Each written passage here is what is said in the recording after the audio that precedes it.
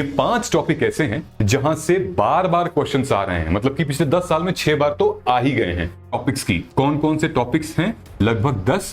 कितने बार क्वेश्चंस आए हुए हैं इनसे, ये मैंने बना दिया है। टॉपिक से कैसे कैसे क्वेश्चंस पूछे गए हैं और इसके बेसिस पे आपको कैसे प्रिपेयर करना है। फिर यहां आया था गवर्नमेंट ऑफ इंडिया एक्ट 1935, 22 के बाद फिर 2024 में पूछा गया था। इन the last 12 years 6 times they have asked questions from स्वदेशी मूवमेंट। काश मैंने इस चैनल को पहले सब्सक्राइब कर लिया होता तो ये सारी चीजें मुझे पहले पता चल जाती। जय हिंद, वेलकम टू मार्गदर्शन आईएएस। मैंने पिछले 15 साल के प्रीवियस ईयर क्वेश्चन पेपर की इन-डेप्थ एनालिसिस की और ये पाया कि 80% क्वेश्चंस जो पीवाईक्यू में आए हैं वो टॉप 5 टॉपिक्स से गुजर रहे हैं और यही 5 टॉपिक मैं आपको आज शेयर करने वाला हूं। जब मैं अपने पेड स्टूडेंट्स जो मार्गदर्शन गाइडेंस प्रोग्राम में थे, जब उनसे हमने 1-to-1 बात की तो हमें यह पता चला कि कुछ ऐसे सब्जेक्ट्स हैं जो कि बहुत लेंदी भी हैं और उनको कवर करना अब बहुत मुश्किल हो रहा है। उनमें से एक है मॉडर्न हिस्ट्री। हमने इसीलिए यह वीडियो आपके साथ भी शेयर की है क्योंकि आपको भी प्रॉब्लम आ रही होगी कि मॉडर्न हिस्ट्री में हम क्या पढ़ें। अब स्पेक्ट्रम तो खोल के बैठ नहीं सकते कि इतनी बड़ी किताब है कैसे खत्म करें, इतने तो दिन ही नहीं है जितने कि उसमें पेज हैं, है ना। तो वीडियो को एंड तक देखिएगा और आप जरूर सोचेंगे कि काश मैंने इस चैनल को पहले सब्सक्राइब कर लिया होता तो ये सारी चीजें मुझे पहले पता चल जाती। खैर, अभी भी देर नहीं हुई है, सब्सक्राइब कर लीजिएगा। And with proof I am going to tell you, मेरी कोई भी बातें बिना प्रूफ के, बिना एविडेंस के नहीं होती हैं। I will show you how I have decided that these 5 topics are really very very important and the examiner is giving you hint. अगर तुम इन 10 टॉपिक्स को इजीली कर लोगे तो तुम मॉडर्न हिस्ट्री से आते हुए लगभग 4 क्वेश्चंस तो इजीली सॉल्व कर सकते हो, which are low hanging fruits. ध्यान से देखिएगा। नंबर 1, जब मैंने एनालाइज किया तो मैंने ये देखा कि maximum question they are coming, ये देख रहे हो, ये 2 क्वेश्चन 4, 6, 8, 10, 12, मतलब किस टॉपिक से कितने क्वेश्चंस आए हैं पिछले 10-15 सालों में। तो अगर मैं यहां से निकालता हूं 6, ऑन एन एवरेज 1, 2, 3, 4, 5, ये 5 टॉपिक ऐसे हैं जहां से बार बार क्वेश्चंस आ रहे हैं, मतलब कि पिछले 10 साल में 6 बार तो आ ही गए हैं। ठीक है, क्या क्या है भाई। नंबर 1, सबसे पहले हमारा गांधीयन फेज जो कि 1917 से 1932 के बीच में, very very important. I will show you the proof what kind of questions they are asking. Number 2 comes events from 1940 to 50। काफी क्वेश्चंस पूछे गए हैं, क्या थे मैं दिखा दूंगा आपको। उसके बाद आता है हमारा establishment of British rule in India. What was the question? I will show you. And then event from 1857 to 1907, पूरा यहां से कुछ कुछ क्वेश्चंस पूछे गए हैं। ठीक है, ये हाई प्रायोरिटी है, इसका मतलब ये नहीं कि बाकी क्वेश्चंस को आपको पढ़ना नहीं है। लो प्रायोरिटी है, मतलब कि आपको टाइम इनमें ज्यादा देना है, इनमें टाइम इसकी अपेक्षा थोड़े से कम देना है। अब स्टार्ट करते हैं। एग्जाम्पल के तौर पे मैंने क्या किया है, मैंने पूरा शीट बना दी आपके लिए, मतलब कि पूरे 10 टॉपिक्स की कौन कौन से टॉपिक्स हैं, लगभग 10, कितने बार क्वेश्चंस आए हुए हैं इनसे, ये मैंने बना दिया है। दूसरी चीज मैंने यहां बना दी है, जूम कर देता हूं भाई, आप देख लो आराम से। ठीक है, मैंने ये भी कर दिया आपके लिए, decoded examiners mindset via PYQs. यहां बताया है कि इस टॉपिक से कैसे कैसे क्वेश्चंस पूछे गए हैं और इसके बेसिस पे आपको कैसे प्रिपेयर करना है और किन किन टॉपिक पे फोकस करना है। प्रीलिम्स 2025 फोकस एरिया, ये सब कुछ है। एक पढ़ के मैं आपको बता देता हूं, ठीक है, ताकि आपको अंदाजा लग जाएगा। पीडीएफ आपको टेलीग्राम पे मिल जाएगी, डोंट वरी, लेट अस, बस देखना ध्यान से, पीडीएफ के चक्कर में मत फंसना। Establishment of British rule in India, जहां से 8 बार क्वेश्चन पूछा गया है 10-15 सालों में। क्या है ये, आपसे टेस्ट कर रहा है यूपीएससी कि ब्रिटिश की जो एक्सपेंशन पॉलिसी थी, जैसे रेवेन्यू के रिफॉर्म, मिलिट्री की स्ट्रैटेजी, जैसे सब्सिडरी अलायंस, उनके बारे में आपको कितना पता है, मतलब फैक्चुअल क्लैरिटी है कि नहीं, कंसेप्चुअल अंडरस्टैंडिंग है कि नहीं, एक्सपेंशन पॉलिसीज एंड ऑल। ठीक है, उससे रिलेटेड अब आपको क्या पढ़ना है, आपको यह पढ़ना है क्रिएट कंपैरिजन चार्ट, यानी कि आपको रेतवारी और मल्हरवारी वर्सेस परमानेंट सेटलमेंट का एक चार्ट बनाना है और मेमोराइज करना है चार्टर एक्ट। चार्टर एक्ट से क्वेश्चंस बनते हैं और बने हुए हैं। ठीक है, British motives and early power politics. आपको और क्या पढ़ना है इसमें से, फॉर एग्जांपल आपको है charter act, subsidiary alliance, revenue settlement, ryotwari, permanent और industrial revolution impact. These are question already came in UPSC prelims examination. एक और देख लेते हैं, गांधीयन फेज को देख लेते हैं। ठीक है, मैं आपको सारा सॉल्यूशन दूंगा बजाय कि आप पढ़ाई करो। ठीक है, गांधीयन फेज 1970 से 1932 में चला। ये बोल रहा है कि ये सबसे इंपॉर्टेंट और फेवरेट टॉपिक है यूपीएससी का। तो क्या पूछा है, ये पूछा है क्वेश्चन डायरकी से लेकर लेबर लॉ, विमेन्स के राइट, सॉल्ट मार्च और सिविल डिसोबीडियंस से रिलेटेड आपसे क्वेश्चन यहां पूछ रहे हैं। जैसे कि क्या पूछ रहे हैं कि आपको करना क्या है, किस तरीके से प्रिपेयर करना है। Make a chart of Gandhian movement Champaran to Dandi, Champaran पहला था, उसके बाद डांडी, फिर उसके बाद लेटर ऑन, उससे रिलेटेड आपको एक चार्ट बनाइए। Rowlatt act, government of India act, INC की क्या रेजोल्यूशन थी, राउंड टेबल कॉन्फ्रेंस क्या क्या थे। ठीक है, देन उसके बाद government of India act, salt law. अगर आपको इन कंटेंट को नहीं पता चल रहा है डोंट वरी, मैं आपको एक बहुत अच्छा रिसोर्स बताता हूं, आपको मिल जाएगा, हमारे मोबाइल ऐप में जाइए, आप उसको डाउनलोड कर सकते हैं। यूपीएससी की टर्म्स रिवीजन कंपेंडियम के नाम से ये खूब ट्रेंडिंग है हमारा, काफी सारे बच्चों ने इसको ज्वाइन किया हुआ है। देखो, आप अगर स्क्रीन पे देखोगे तो आपको दिखेगा यूपीएससी की टर्म्स मॉडर्न हिस्ट्री। इस पूरे कंपेंडियम को हमने, मॉडर्न हिस्ट्री को हमने 70 to 80 पेज में डिवाइड कर दिया। शॉर्ट नोट्स हैं जहां पर आपको डिवीजन में कई सारी चीजें मिलेंगी। फॉर एग्जांपल कि 1990 गांधी के फेज के टाइम पे जो स्ट्रगल थे वो क्या थे, उनका इंपैक्ट क्या था, उनमें क्या प्रोसीजर फॉलो किया गया था, उसका आउटकम क्या था, ये सारी चीजें हमने ऑलरेडी इस कंटेंट में डाली हुई है। फॉर एग्जाम्पल, चाहे वो परमानेंट सेटलमेंट हो, उस टाइम पर कौन से वॉइसरॉय थे, उनका क्या इंपैक्ट था, रियोतवारी सेटलमेंट, कौन से वॉइसरॉय थे। These are the important things which we have already mentioned in that UPSC key term. I will show you something very very important here. देखो, अब हम लोग क्वेश्चन पे आते हैं। ठीक है, क्वेश्चन क्या कह रहा है आपका, नंबर 1, ध्यान से देखना।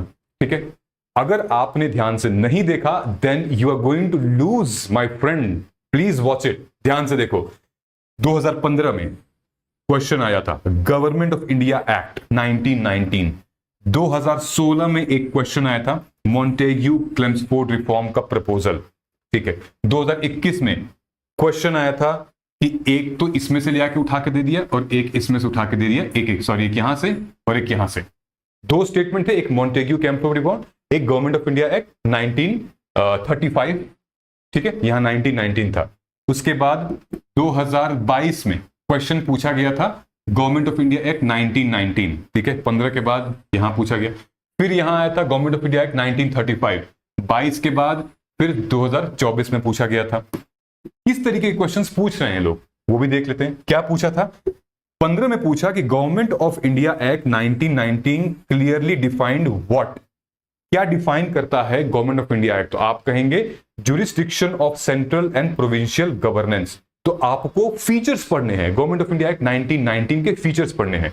आइए देख लेते हैं जो 15 से लेकर 24 में जो 1990 पे क्वेश्चन पूछा था। क्या पूछा था 1919 पे, ये था ये 22 में government of India act, the function of provisional government were divided into reserve and transferred subject, which of the following were treated as a reserve subject.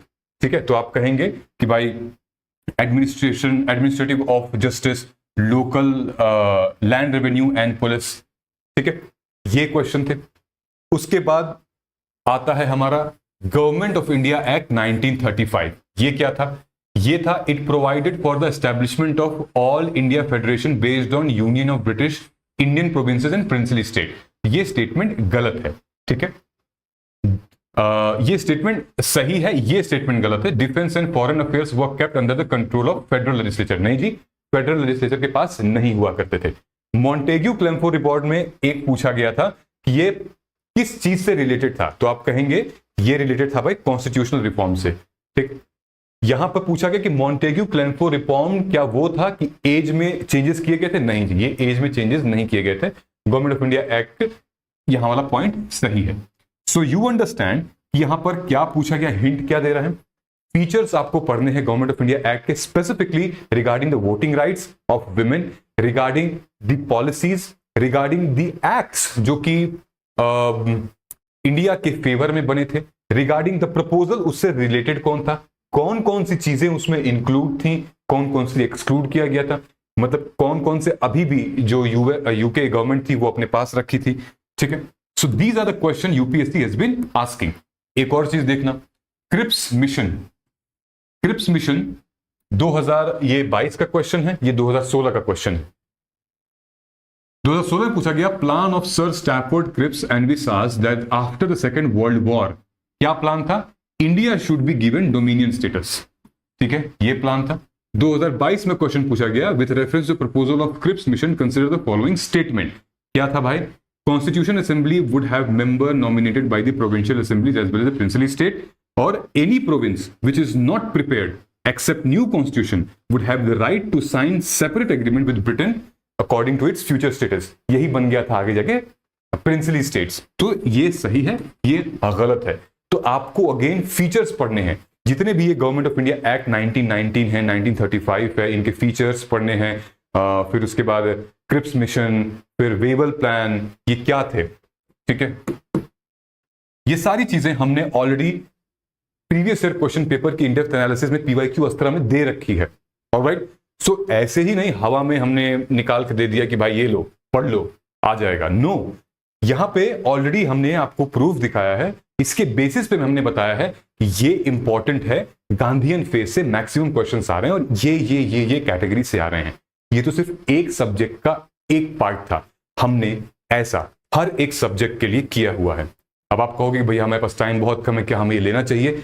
बिल्कुल लेना चाहिए। मैं आपसे सिर्फ 12 घंटे मांग रहा हूं। In the next 12 hours you will change your entire strategy, you will feel more confident, you will understand UPSC more than ever before, because I have decoded the examiner's mindset, and there are aspirants like you, when they joined they were confused, they were in dilemma. Now they are confident और अब clarity हो चुकी है उनको कि अब हमें क्या पढ़ना है, कैसे पढ़ना है।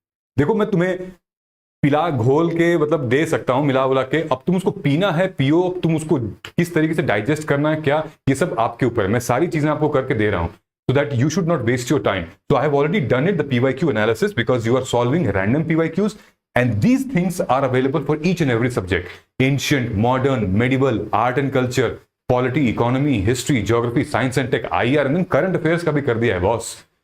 अब क्या लोगे? जाओ और मतलब लोगे क्या? हाँ जाओ लो और कमेंट सेक्शन में जाओ, नीचे डिस्क्रिप्शन में कमेंट सेक्शन में इट हैज बीन मेंशन्ड, हमारे मोबाइल ऐप का लिंक है, वहां जाइए और आज ही जाके पीवाईक्यू अस्त्रा प्रोग्राम को ज्वाइन कीजिए। Because honestly speaking we have, you will feel the difference the way I have decoded the examiner analysis, you will also get the same. Next question में भी देख लेते हैं। अच्छा ये मोबाइल है, मोबाइल ऐप आप जाके इंस्टॉल कर लेना। फॉर एग्जाम्पल देख लो, अब 2014 में एक क्वेश्चन आया था गदर पार्टी से रिलेटेड, ठीक है, कि गदर जो है वो क्या है। तो आप कहेंगे कि एक रिवोल्यूशनरी एसोसिएशन है जो कि सैन फ्रांसिस्को में इसका हेडक्वार्टर है, जो क्वेश्चन आया था। अब 2022 में पूछ दिया था कि गदर पार्टी में कौन कौन से फ्रीडम फाइटर जुड़े हुए थे, उनका नाम आपको बताना था।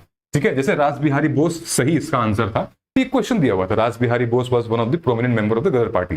ठीक है, तो आपको पता होगा तभी तो आप सॉल्व करेंगे, कि हवा में थोड़ी आप कुछ भी पढ़ रहे हैं।